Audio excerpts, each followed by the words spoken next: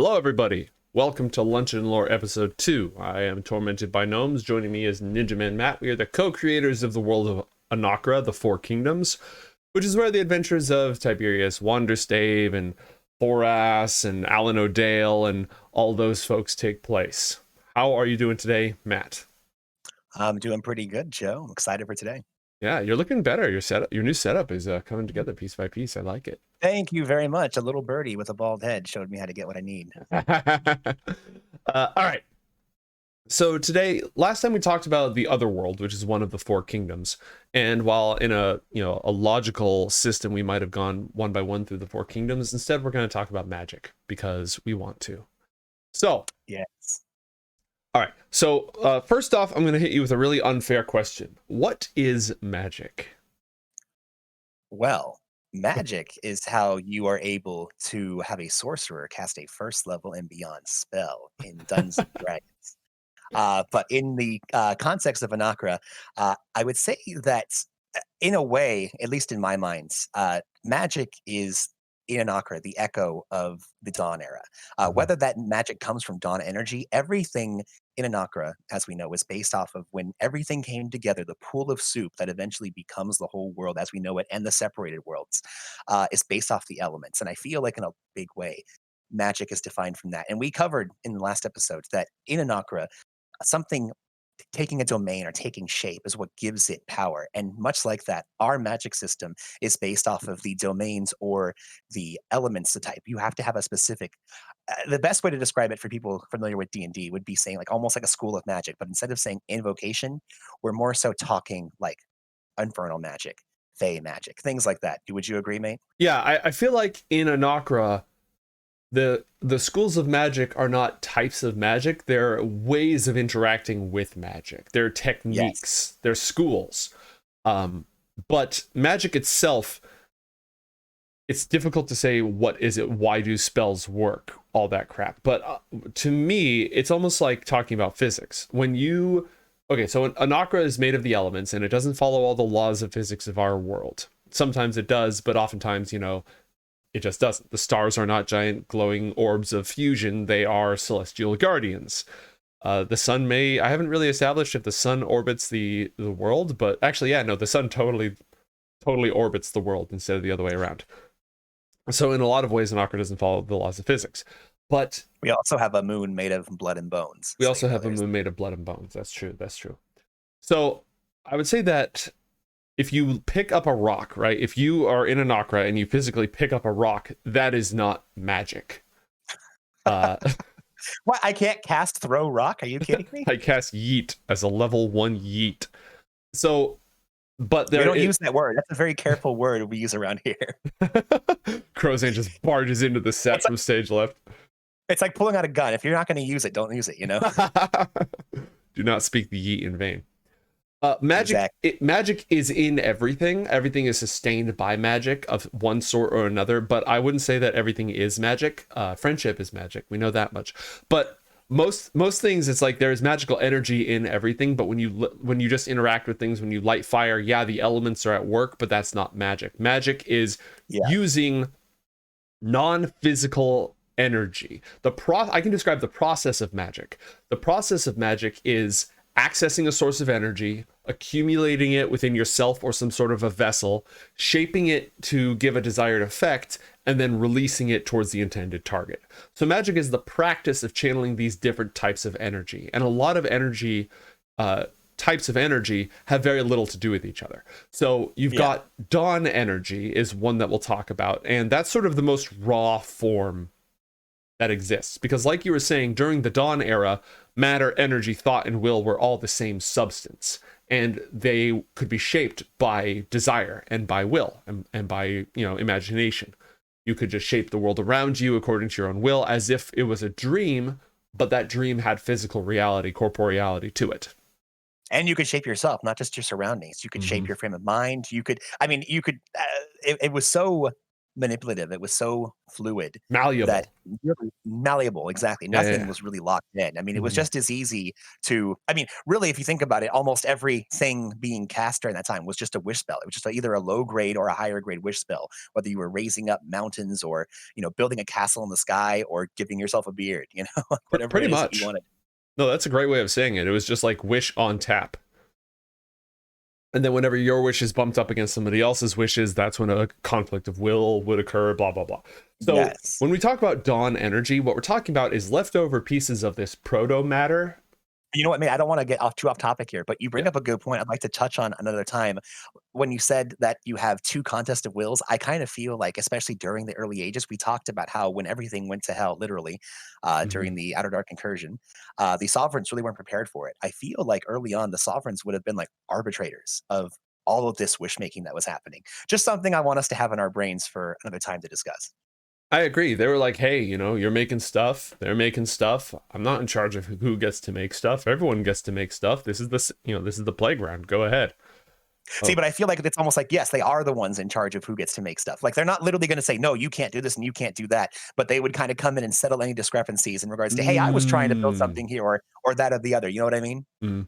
So they maybe their first response to the Infernals was trying to reason with them and tell and okay, well maybe you can have this area over here and then you don't mess with them, and they're like, no, the whole reason we're here is to mess with people. Like if we can't mess with Exactly. people, we're not having fun. Exactly. I like it. So dawn energy is in the world today, and it is the leftover energy that was not woven into the strands of the rest of the universe. It was not, you know, consolidated into being elemental energy or one of the other, or matter or spirit or any of the other stuff. It's leftovers. It's incredibly powerful, but as soon as you use it, it's used. And it's not like it stops existing. It's, oh, if you use the dawn energy to create a gigantic nuclear fireball, you've just turned that formless potential into something, which is, a giant kaboom. And that can't be reversed. You can't turn it back into unlimited potential. So the total amount of dawn energy in Anakra is limited. It's a very limited resource. Exactly how limited, we're not going to say for plot reasons, so we don't paint ourselves into a corner, but like you can do almost anything with dawn energy, and when you learn the level 9 wish spell, it is a spell that taps into dawn energy in my brain of brains. Do you agree? I agree. There's a plot appropriate amount of dawn energy, and if ever your players decide to try and do something really effy, you can go, oh, you know what? Unfortunately, you hit the cap. There's not enough. You'll have to find another source to kind of bring in there, and lots of playground material. But yeah, for all Mm, intents and purposes, there's enough there to do whatever you need to do. exactly. It's also why wish is powerful but not unlimited. And that's why there's a drawback eventually, because once you're doing some of the crazy stuff, the energy has to come from somewhere. And if you think about it, it's not going to pool from the world, much like how a lot of traditional spellcasting is done. The energy comes from you. If you're doing Mhm. something above and beyond what the effect either is intended or is existing on this plane, you're going to have to give away a part of yourself or risk never being able to do it again. Right, and that's why eventually you can't cast wish anymore, because your capacity for channeling dawn energy has burned out. Yeah, you either get too old by de-aging yourself, de-leveling yourself, or just Mm. literally forgetting how to use a spell. All right, so let's talk more about different types of energy. I thought all energy in Anakra came from Bren saying, if you'll allow it. That is a major source. That's one of the catalysts. That's not the energy specifically, that's the catalyst that goes into the melting Hmm. pot of creating the effect. Right. So again, magic is a 4-step process, and part 1 is tapping into an energy source. I think we're going to keep talking about the different types of energy, and then maybe we can talk more about the process of magic. So a second type of energy is elemental energy. Yeah. And this comes in your standard flavors of earth, fire, wind, and water, plus various quasi elements, lightning, blah, blah, blah, stuff like that. I would argue that elemental energy is probably the most common in Anakra because everything is made Yeah. of the elements. And elemental energy is like earth energy is the same stuff as earth matter, just in a different state. It's sort of like a matter to energy conversion where you can cast a spell that uses elemental earth energy, and that allows you to manipulate material physical earth. It mostly rises from the underworld, because at the heart of the underworld is the wellspring, which is where the elements flow up into the mortal world, and as they decay in the Yeah. mortal world, they flow back down to the source. So most elemental magic uses some piece of the element, like a rock, right? you need a rock to tie you in to use as a physical anchor to tap into the wellspring to invoke earth energy to cause an earthquake or whatever you're trying to do. It's the most common type of magic because the elements, almost everything's made of the elements. And it's where your fireballs and your wall of stone, your really obviously elemental spells come from. But I would also argue that you could cast haste with lightning energy, or you could cast like slow with earth energy or mud energy. You know what I mean?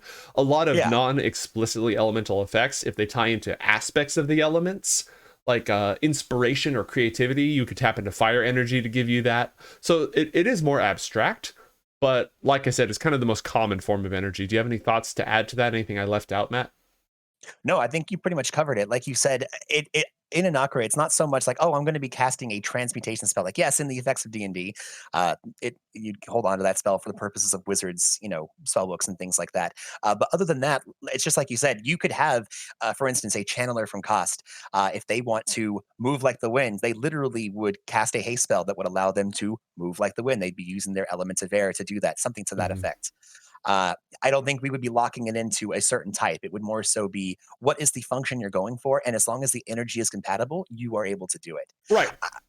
You get 12 different spellcasters all casting haste. They're all casting 8 different spells, right? You've got your channeler Yeah, invoking the wind. You've got somebody else using lightning. You've got somebody else invoking the speed of a cheetah. You've got somebody else calling, a great warrior to imbue them with their reflexes. You've got somebody else trying to do some sort of time dilation. They're all channeling different energy, but they're using the same technique, the same method.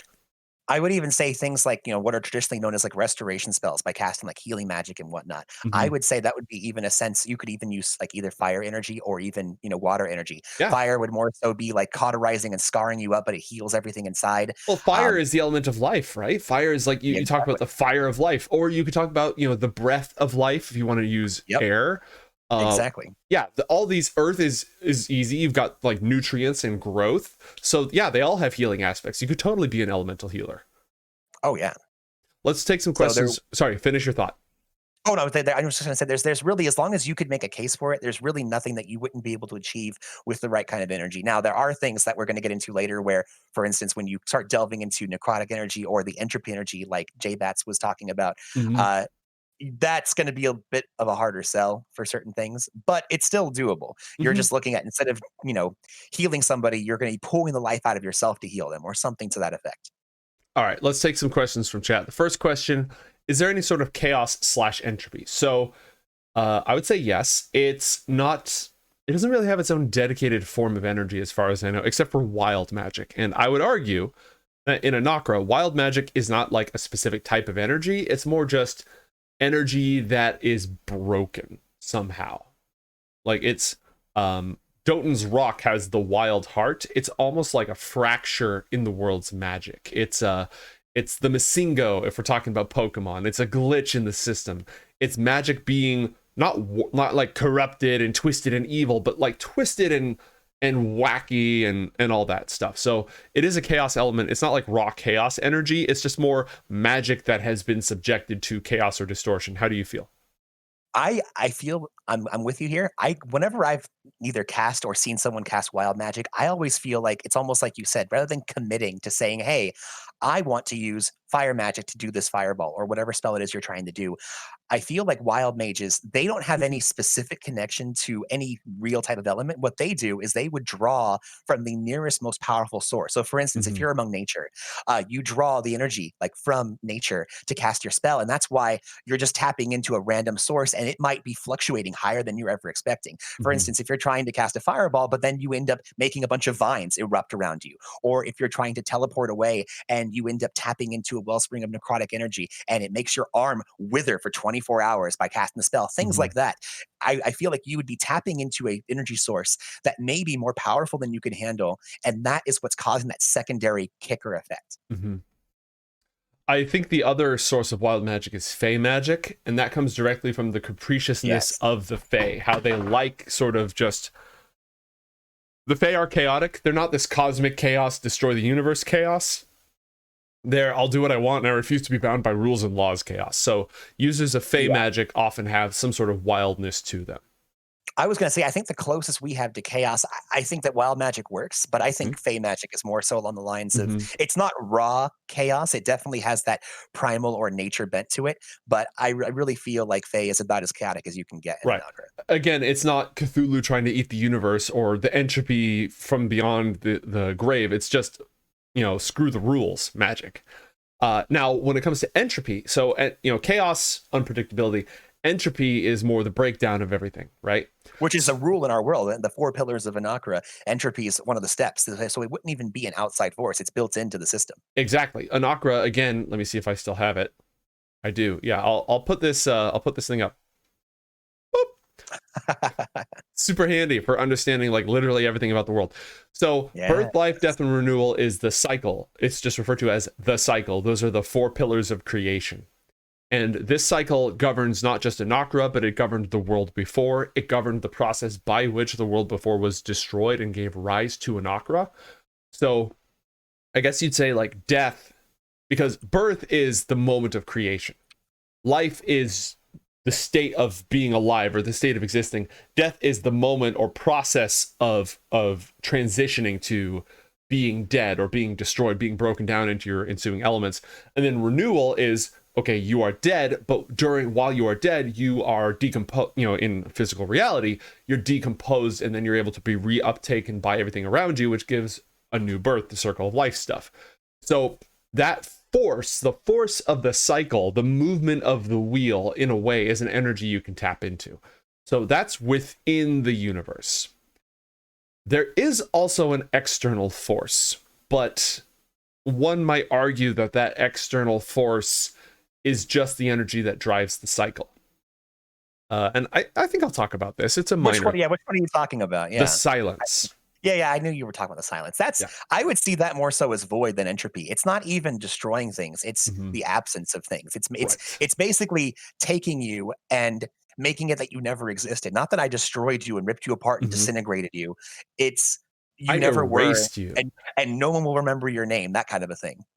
The thing is, the silence, which is this nullifying principle, it's not even a force or an entity, it's just this principle of the universe that is always trying to make the universe stop existing. The silence is not entropy, because it's void. Exactly. But the interaction of the silence with reality often drives the circle. It's often what causes a world to die and the next world to be reborn. The Well, if you silence is. think about it, Go ahead. oh, sorry. No. I'm sorry. You go ahead. The silence's attempts to make the universe stop existing break down that world, but that world survives in some way. It finds a way to be reborn. So the pressure of void or silence contributes to entropy that turns the wheel. That's exactly what I was going to say. Really, if you feel like it in our real modern world, uh, humans are always pushed by we eventually are going to die. Let's get everything we can get done before we pass on. And we Mhm. don't know if there's a cycle. We don't necessarily know what happens beyond. But when you establish in a world, these are the rules. There is an afterlife. This is what happens. You really need to have some kind of outside, let's just say, threat or danger to Mhm. make that cycle worthwhile. Why would there be a cycle if there wasn't something to try and stop it? There always has to Right. be counterbalances to everything. So really, the silence is just the spice of life or death or renewal. It's the spice of whatever exists beyond life and death. Exactly. And again, it isn't entropy, but its presence and constant pressure to nullify everything. Yeah, so that tension duality is your second law of thermodynamics. Basically, yeah, that's a good way to put it. Let's take some more questions from chat, and then we'll move on to the next form of energy. The elements have their titans. Are their deities explicitly tied to dawn magic? Not really, but kind of is what I I would mean, say. the Tuatha Dei, I think, were the closest beings that were explicitly tied to Dawn Right, magic, but but they're not really around anymore. and they're not deities, right? Like No. during their time, the problem with talking about the Dawn era is that it was so different from the world of the Four Kingdoms that you can't really translate. Like some of the only entities that existed then and still exist are the sovereigns and the infernals and stuff like that. But I would jump in and say that I think that the sovereigns would be Mhm, the deities explicitly tied to dawn magic because they were the beings that were made. They were the first beings that were incepted when this all mhm. came together.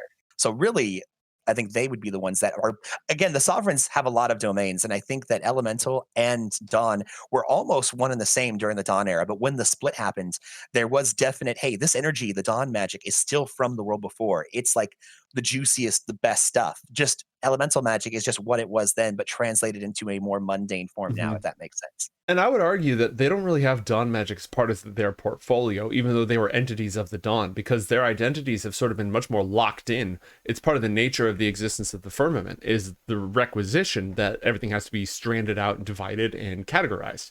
So while they remember the Dawn, you wouldn't like pray to them as a god of the Dawn, you know what I mean? And they wouldn't grant you Dawn magic because that's not with, they don't have like, it doesn't inherently rise from them because they divided themselves out into the elements. They could get their hands on a pocket of it for sure.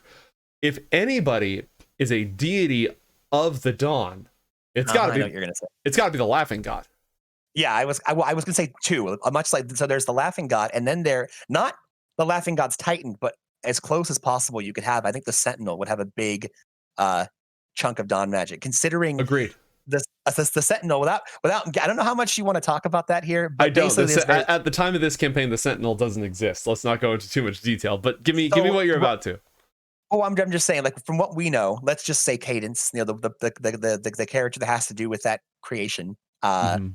has a bit of that entropy we were talking about, but also uh, the other character that goes into really putting that together is a character that was descendant from the Tuatha Dé and would have a bit of Dawn in them. So I feel like the Sentinel is one of the closest creations and has that kind of power level near about to a Titan that Mhm. would have some connection to the Dawn, or at least would tap into and utilize the Dawn. Yeah. But without a doubt, Fortune's father, Lady Luck, Laughing God, that is the creator of Dawn. That's the creator of the whole world. Just Mhm. they're very they built this company from the ground up and then just retired and passed it on to their four shareholders and said, you know Mhm. what, you guys, you got this. I'm okay retiring to the Bahamas and never being seen again.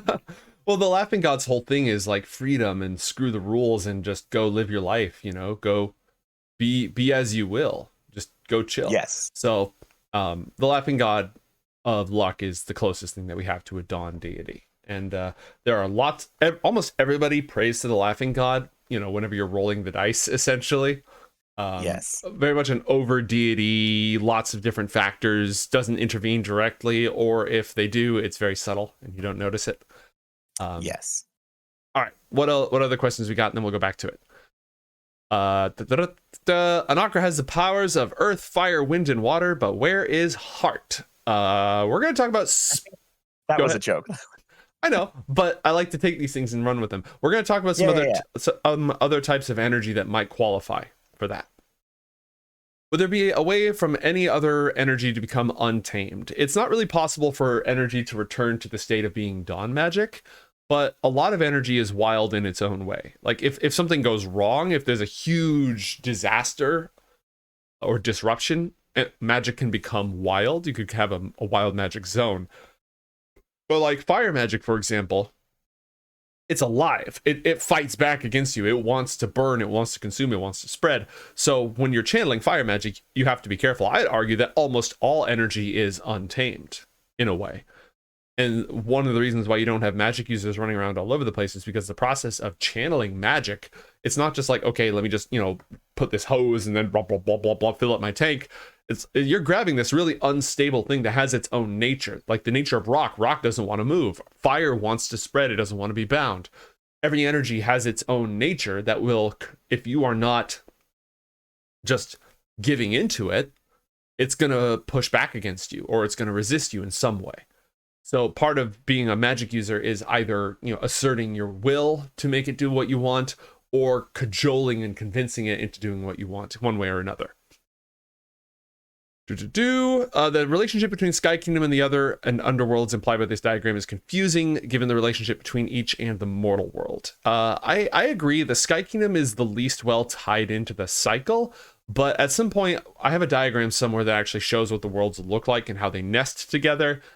And like that makes plenty of sense, but the Sky Kingdom does occupy sort of an odd place in the rule of 4. I'll agree. It's a little weird.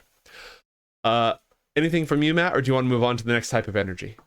Yeah, man, the Sky Kingdom's weird. I'm just gonna leave it at that. In Yep. terms of how we have our cosmology, I love the Sky Kingdom, but it definitely has a weird place in what we're Hmm. doing. I feel like, again, not now, but we probably should, you know, You could use a delve pass. into what that is about. I Hmm. have some thoughts. I've already been kind of playing with them in my home game, but definitely we'll check in about that later. Hmm. But yeah, like Joe was saying, we have many documents, many diagrams, and many pieces of art, both on sticky notes and online that we've been working on to try and make sense of everything and make it as good as possible. One day we're going to actually come up with a diagram. We'll probably have like, when you go to science class and you have all these globes set up to make the solar system, we're actually going to have like little globes and sticky things and tape and all kinds of stuff. Like, see, if you were actually like in the world and flying around, you would see this is kind of what it, we'll get there Now you someday. see But for this now, jello I'm pouring between the cracks? This jello is the astral plane. just take a freeze frame right now. Okay, that's what an okra looks like. As long as you freeze it when I'm pouring in the jello and he's got the lint, it all works together. The fuzzy lint on that sticks to the jello is, whatever. Yeah. All right. So another type of energy is infernal energy. It Yes. is it's sort of weird because I half wanted to change this episode to talk about the infernals instead and sort of break down what they are, what's the nature of the infernals, blah blah blah. Partially because of our Later, darling. Hate darling. Partially because of our last community game. I wanted to sort of expand on what the infernals are and why they act the way they do. But for now, we're going to say that the infernals, the original infernals, are powerful fiends from beyond Anakra. We'll just leave it at that. And they have their own energy associated with them. It is a type of power that you can tap into. And that power it rises from the nature of the infernals. So it's almost like an extension of their will. It's not necessarily like, oh, Uzul can feel you using Uzulian power and therefore he can manipulate you. It's more like Uzul's infernal energy shares its nature with Uzul, which is destruction, tyranny, domination, that sort of stuff. So that energy will reshape reality around it to accomplish those things. So you could use infernal energy to blow stuff up. You could use infernal energy to manipulate minds and emotions. You can use infernal energy to empower you in battle because it all ties from sort of the divine, semi-divine, I'll use the word divine, nature of the entities from which it arises. It's almost like the power of a concept or an abstract idea manifesting into reality. Is it like dawn energy? Kind of, but most of the time what happens is it consumes other forms of energy matter around it rather than being, hey, I'm dawn energy. What do you want me to be? Bam, I'm that. It's more like, okay, I'm going to absorb, either it's actually channeling matter from that infernal's realm. So you couldn't summon up a nice pretty bunch of flowers, but you could manifest a set of bloody iron armor, or it's going to parasite off of everything nearby to accomplish what it wants, to create the thing or manipulate your emotions or blow you up with a fireball. You're either directly tapping into power that is in the underworld in that infernal's domain, or you're wresting reality around it to more closely resemble their domains. What have I missed, Matt? I think oh, no, nothing, you did not miss anything. I think the thing, that was so appealing to the Infernals when they came from the Outer Dark about Dawn energy is that, thinking about the Dawn, it's not like Joe, you use the term divine, which is absolutely in terms of, like, deity kind of beings, that's really the Deific, word that's yeah, used. deific, yeah. Exactly. But when we talk about the Dawn isn't like radiant, Holiness. beautiful holiness. Like there is celestial, magic, and there are celestials. That is kind of more so the opposite of infernals and demonic Mm-hmm. magic. The thing that's so appealing about Dawn magic is if you think about it in terms of like Pokemon, for instance, it's like the true neutral. It's the normal magic. It doesn't have any preference into Weaknesses. law, chaos, good, evil. And it's Mm-hmm. it's just pure energy. And it can be twisted and turned or coaxed into any form it really needs to be. It's kind of like if you're playing in Magic the Gathering and you're throwing down your mountains and your swamps, whatever, to make a creature. And then it has those colorless energies that are like, hey, you can put anything you want here. That's what the Dawn Mm-hmm. is. It's just this pure colorless energy that can be used for whatever you need. And much like how Joe was mentioning, if you use infernal magic, not only is it very powerful, but it's very corrupting. it's kind of that Sith Jedi thing. Slowly but surely, the more you use Force lightning, the paler and more sickly your skin is going to get. Or if you played the Fable games, you're eventually going to grow little horns. Not the horn thing, but you get that sense that you're going to take on the look of, oh, you used them on. That's why cultists have their heads, covered by things, and they don't go out in the daytime and say, "Hey, do you want to join my group? You can look really pale and sexy if you join." No, they stay hidden because among regular people, practicing that kind of magic is going to give you a sense of vileness. Whereas on the other end of things, I would say that in Anakra, celestials and angelic beings are a little more rare. Not that they're not there, but they just They're don't go around busy. making. They're doing stuff. They're really busy, but you can still tap into that energy, and Mhm. that's the kind of stuff that's going to give you that aura or that sense of kind of like the Halo thing, where like, hey, this is like really good stuff, and you're going to look like a really good humanoid type person by using it because it's going to make you it's going to give you this nice blush, it's going to give you this good tone, everything's going to pop. Whereas by using the dawn's not really going to do anything to you unless you really overdo it. It's just Mhm. there. Yeah, I'd say that Dawn is infinite potential, and if it has its own essence or identity, it's creativity. Like that's the Dawn is all about creativity.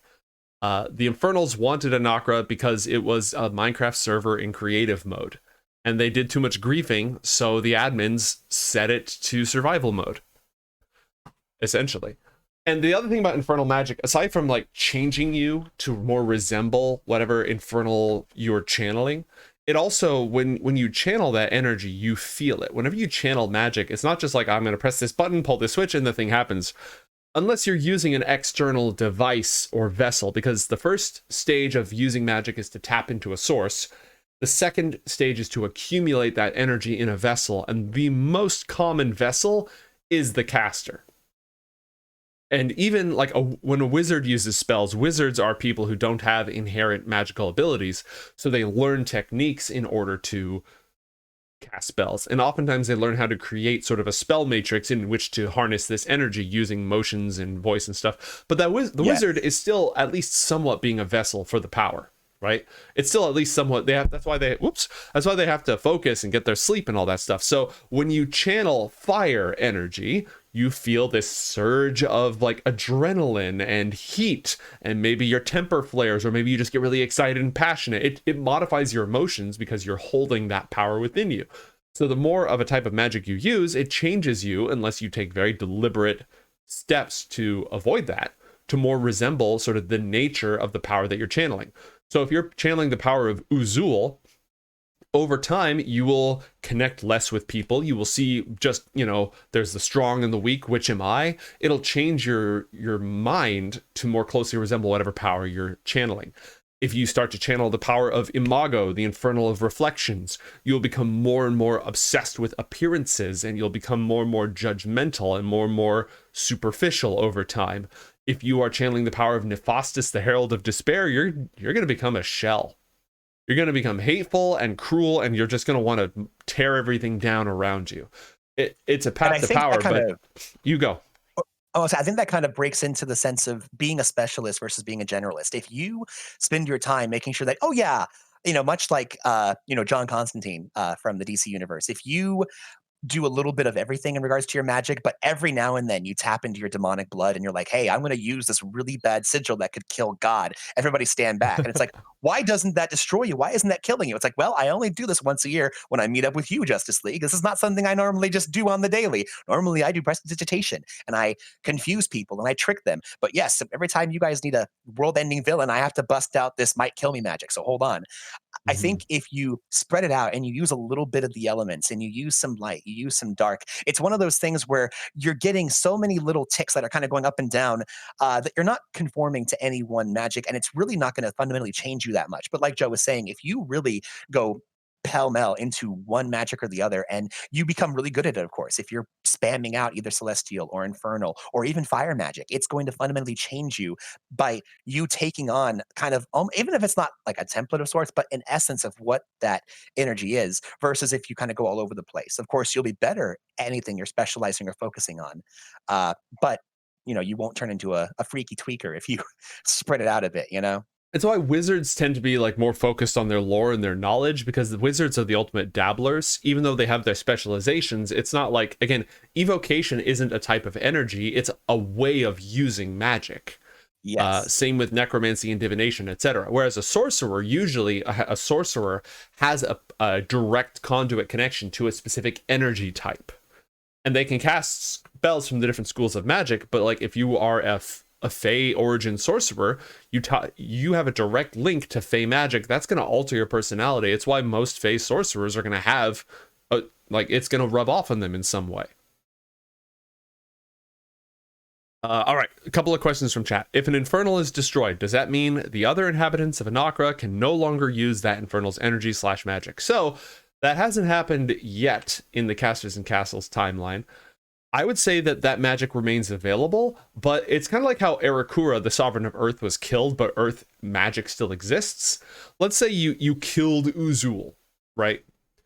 For starters, it would definitely change the way that infernal magic works, like Uzul's magic works, because because Uzul is tied to these abstract concepts of destruction and cruelty and tyranny and being controlling.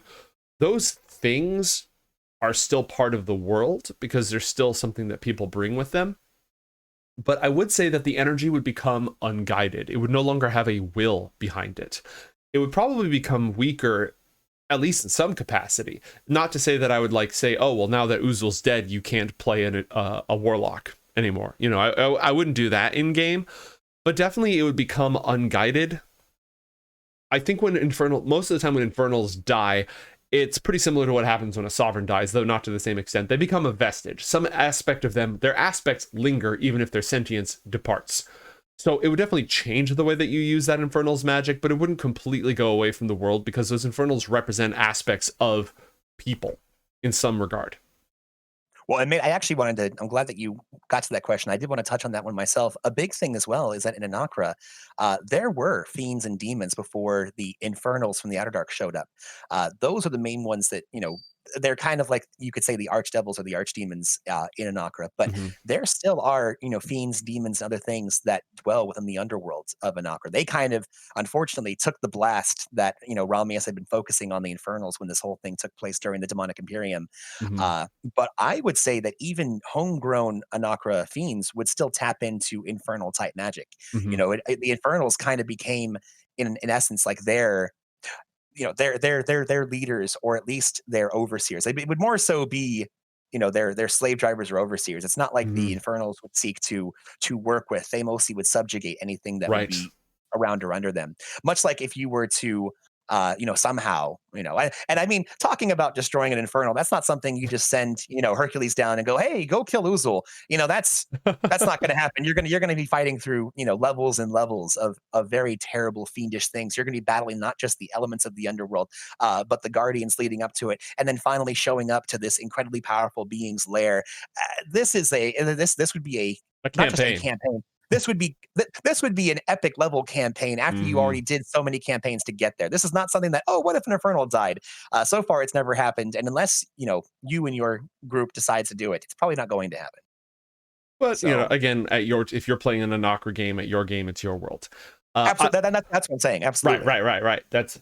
I would also go back and say there were no fiends in Anakra before the Infernals arrived, mostly because it was just basically like you had the sovereigns and the titans and their elemental creations, and then you just had all the dawn Oh no, people no, I stuff. don't mean there was fiends beforehand. I'm saying that once they showed up, there were natural born fiends that just came of Right, Anakra. Much right. like the Celestials, there were no Celestials before Rialta said, "Hey, you should come Mm, up with a plan to battle these demons." hmm.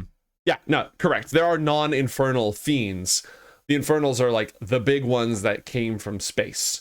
So Yes. fiendish energy also exists, but it's infernal energy in this world.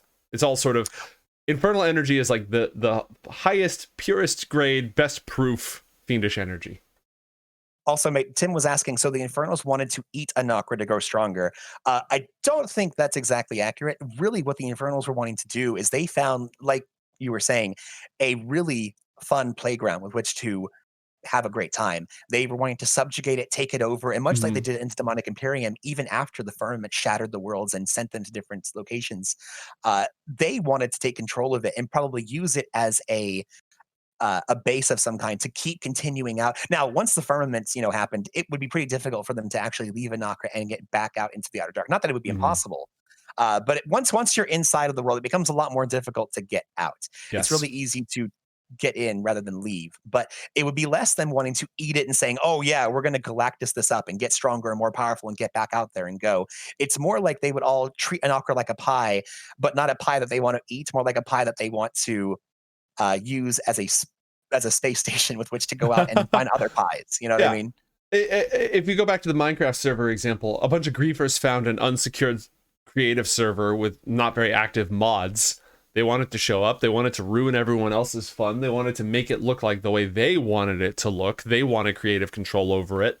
And yeah, they could become stronger, but also, again, they just sort of want to ruin everyone else's time and colonize it, harvest its resources, make it their own, enforce their ideas on it. It's not just about raw practicality. These infernals represent abstract concepts, and they're going to act out of that. Uzul conquers because he wants to conquer. He wants to be in control, and he wants to take away other people's authority so he feels stronger than them. He doesn't necessarily Yes. need a practical good reason to do it. That's just what he does. That's what he wants. And so they found this world that had all this potential, and each of them had their own nature that they wanted to enact on that world and their own reasons for leaving wherever they came from. So they decided to just push everyone else out, take over, and turn it into move into your forum, put up a bunch of Yeah, sock puppets, and just ruin your community. exactly. Another good question is, could someone become an infernal by abusing infernal magic? Is that how infernals reproduce? So Uh, you answer. What are your thoughts on this one first? my so here's what I was gonna let you touch on the actual process of becoming an infernal through the use of abusing magic, which I don't think would be a thing. I feel like you could become a spawn of an infernal, or you could basically fall from grace in essence and Mm-hmm. possibly become a fiend by overdoing it. I think it would take less using the magic and more so a ritual to do that. Mm-hmm. What I was going to have us touch on, if you wanted to, was that there is infernal among the hierarchy of the infernals currently on Anakra that did not come from the Outer Dark. So there is a process of becoming an infernal in essence, but not in the traditional sense that they may be thinking. Said infernal was already an entity of a high supernatural power and category when it became an infernal. So And it's more so a title than, I mean, yes, it now has over time kind of taken that energy in essence, but it's more so like you've joined the Legion of Doom, but you are not one of us kind of a thing, you know? we do not grant you the rank of master. Exactly. This is turning into the infernal episode. So I would say that if you absorbed enough infernal energy and transcended your mortal form and became some sort of a deity, then because infernals are its categorization, but it is also sort of a title. If you were sufficiently powerful, sufficiently evil, people might start calling you an infernal. You might be able to be a patron to warlocks, stuff like that. There are ways to sort of touch upon godhood, and infernal god is being a god is a very blurry title in Anakra. It runs all the way from being like, I'm the god of this river, to being, I am, the sovereign of the seas or whatever. So I'd say that you would not be exactly categorizationally, you would not be the exact same thing as Uzul, but you could totally run in the same crowd. It would be a huge event. It's not like a simple thing that happens all the time. I don't think it's, aside from the one infernal that was a denizen of Anakra, and an infernal that, I was wrong, mate. There is one infernal who's died at this point in the plotline, but they transformed and became something equally horrible. So they're basically, Oh, well, okay, yes, yeah, it yes. I barely mean, but counts, right? yeah, They're but we basically haven't still gotten there yet. Yeah, we haven't gotten there yet. well, In your timeline, anyway. no, it happened already in the timeline. We just haven't talked about Nephastus, the Herald of Despair. Oh, Yeah, yeah, okay. yeah, yeah, Yeah, no, you're right. You're right. I mean, yeah, okay, you're right. No, you're right. Yeah. yeah. Like, we still refer to Nephastus as an infernal, but No, it's funny because I don't think of Nephasis. I know he's Nephasis, but I think of Despair's Herald as the Infernal. I never really thought of Nephasis as an Infernal, but I guess you're correct. I guess he counted. I mean, he came with that crew. We'll talk. Okay, we're gonna save this conversation for the Infernals Here's the episode. thing. We will save it, but I feel like it's one of those things where if you have your general and then you have a sergeant, like, Mhm. is the sergeant really an infernal? I guess like in name only, but yeah, okay, I'll give it to you. The long and the short of it is, whatever the Herald is now is counted amongst the ranks of Infernals, even though in Yeah, terms of what sort of creature the Herald is different from them. yeah. All right.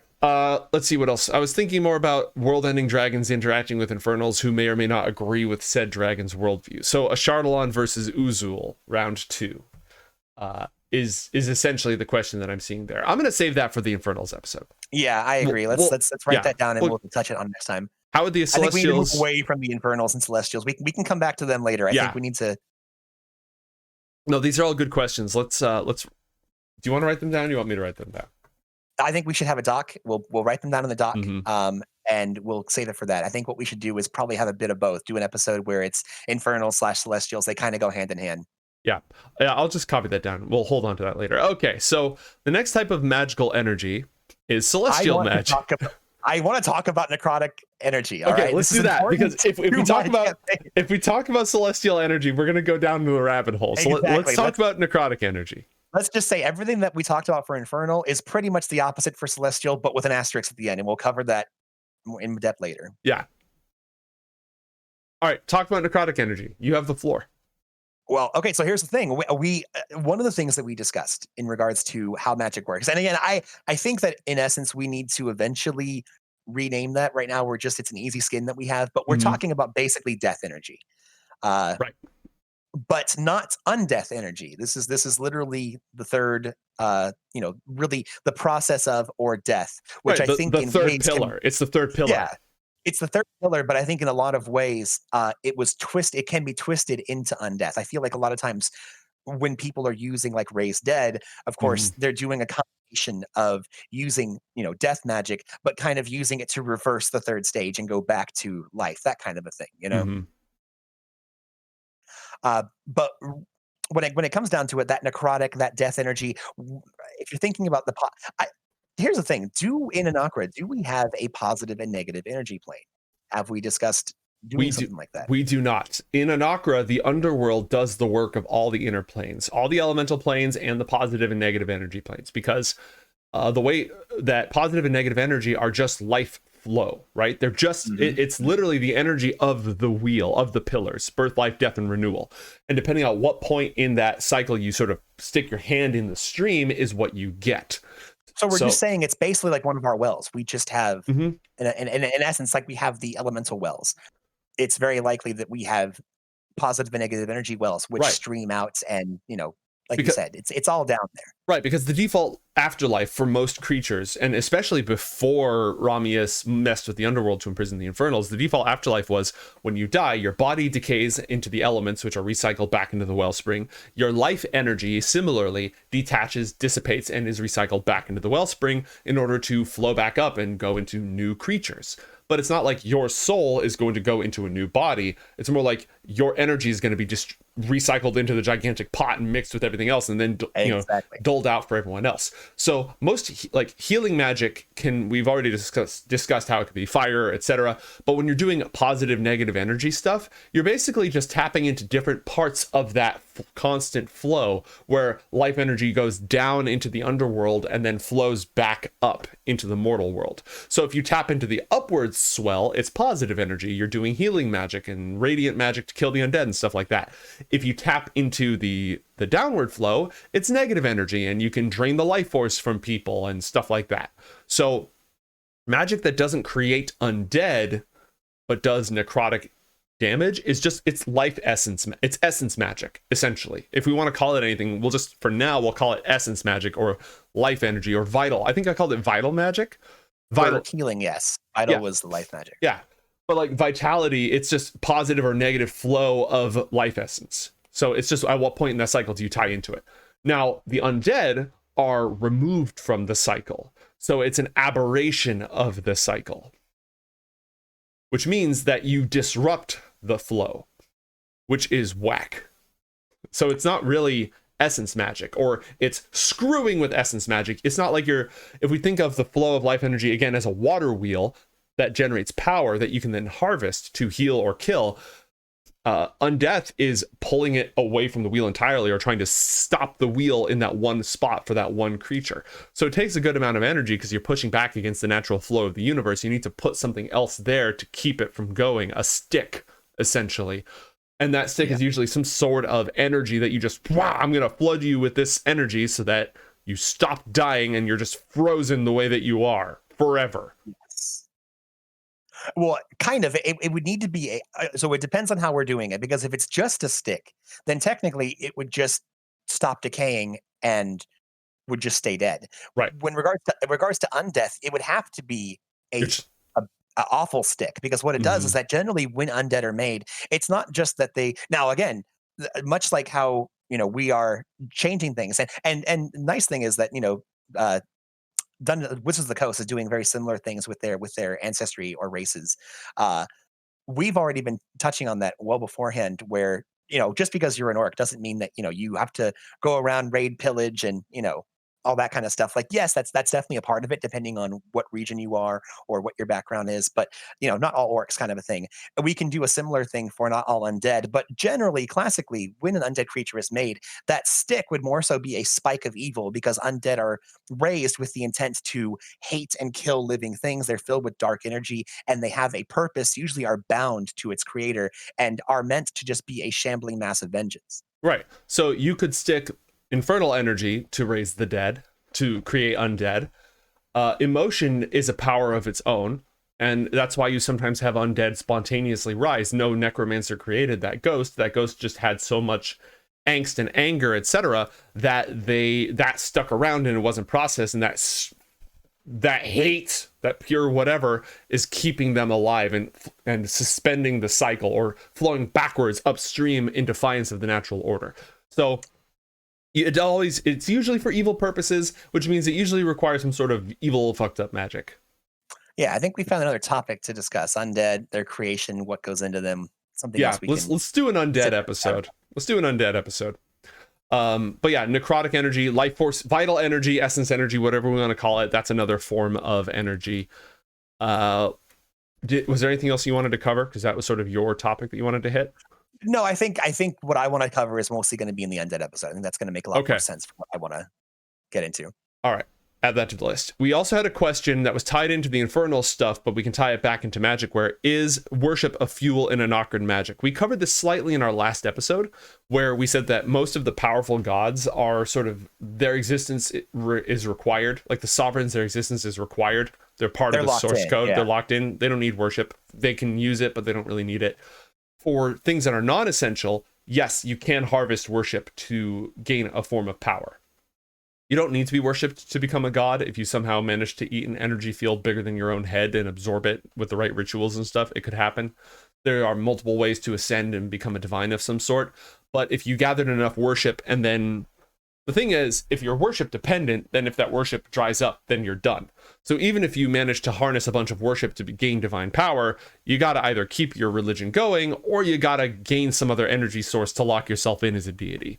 I think most creatures or most beings that go for that, they use that as a springboard, but they don't rely on it, because people are fickle, Exactly. and they need to use that to kind of launch themselves into a place where they can already have found that energy source that they use to Mm-hmm. kind of, like you said, eat it up and make themselves a either rank 1 or rank 0, paragon of some Right. kind. So that Well, way, it's like I'm a mere mortal, so I can't absorb enough infernal energy to consider myself an infernal, because it would kill me. But if I become like an elevated saint because all these people are worshiping me, that gives me the spiritual power that I need. Now I can merge with this piece of a dead god, and now I can, that'll be the catalyst for my transformation. yeah. I think in essence that's a lot, and sans the wish the worship again, that we can cover this in the undead episode, but that's probably how liches work for us, is that they're Mhm. literally taking a piece of some kind of awful, horrible, but powerful energy in which to transform them into something greater. Right. But we can get into that later. Yeah. Well, we totally need an undead episode. That is correct. All right, we only have a couple of minutes left. Let's rattle off some of the other energy types and just sort of quickly touch on them. We've got celestial magic. We'll just do a celestial episode. But like, Yeah. the celestials are the stars. They're the watchers on the edge of the firmament. They're usually busy stopping aberrations and fiends from getting in. There was a question in the chat about how they feel How about would they feel an beings infernal getting trying out? to leave. I feel like they'd be divided. Some would be like, yes, please, you know, fuck off forever, and others would be like, no, you're just gonna go leave and you're gonna go commit harm somewhere, and I don't want you to commit harm, so no. See, I would say more so the reason they wouldn't let them leave is that, yeah, I'll let you out of the club, but then you're just gonna come back and bring all your crappy friends, and you're gonna be drunk and trying to. So they go like it's kind of like once you know where our secret base is, you can never leave. You know that kind Hmm. of a thing. I I like you. There might be some that say, "Oh my gosh, Uzul wants to leave. Get him out of here. Let him go. We'll just watch it extra hard to make sure he can't Yeah, come back." they're And then like, we're others are like, we're "He's gonna." super confident in our defenses, so if he leaves, he's not getting back in. Where others are like, are you a fool? He might have a whole bunch of other smelly infernal friends. Exactly. All right, no, I like that. So you got celestial magic. It's radiant. It's can be comforting, and it can also be blindingly, you know, crusadingly, deus voltingly smitey. So it runs the gamut. You've got ancestral slash spirit magic. So ancestral spirit magic is sort of tied into thought and tales and deeds have power in Anakra. So if a whole culture cares about somebody, it's almost like worship. Being told about in tales and being idolized for being a certain virtue and being prayed to and stuff can transform you into a spirit of some kind. Now, it's not always your exact personality. It might be like whatever version this culture believes in. They create that from the shards of who you were. If you were an asshole, but your culture believes that you were really cool, they might create a spirit that is pretty cool, but with this secret hidden, doesn't even realize you're an assholeness to you. I think I So, know who you're talking about. yep. So like most of these dead like spirits and ancestors, they end up tapping into some other form of magic. Like in Cost, you've got these house spirits who are also tied to the elements, but that's a form of power. I'm not going to talk too much about the primal music right now. The primal music is basically understanding the true meta laws of the universe. There's a theory that in our world, everything, all matter is just, when you talk about the fabric of space and time, if space-time is a fabric, then we're all part of this same medium, and each person and object and energy is just a wavelength in this same substance. So it's a theory of universal oneness, and the primal music is essentially using those principles of universal oneness to change reality. It's very esoteric, obscure. It's only practiced by a few small groups. The chorus operates out of Irelek. We've had one character in one of our campaigns who was an Echo Knight, who they essentially use the primal music. We already talked about necromancy.